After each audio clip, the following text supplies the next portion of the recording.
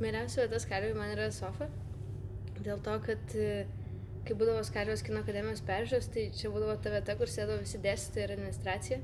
Tai kažkaip atrodavo, kad ten sėdi jau tie žmonės, į kuriuos tu visą laiką lygiuodavaisi ir norėdavai būti tarp jų. Tai visą laiką prieš seansus mes pirkdavom, jeigu jau reikėdavo pirkti bilietus, tai visą laiką pirmoji eilėj stengėmės, kad būtų bent jau arti tos sofos. O jeigu neišeidavo pirmoji eilėj sėdėti, tai visą laiką kažkaip, vis tiek kuo arčiau. O jeigu yra ir laisva ta sofa, tai visą laiką stengiuosi ten atsisėsti.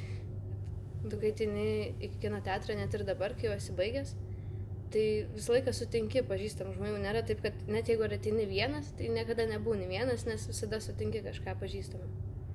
Tai tas labai gerai. Man labai patiko klasikos filmas Vėros Chytilovos Saulutės, nes jisai ir labai linksmai buvo pristatytas ir šiaip labai gerą įspūdį paliko. Tai va tokį kaip yra Skalvijos atmosfera, kad jis toks nučiuožęs biškį, bet ir linksma, gerąja prasme. Tai va tas įsiminė filmas.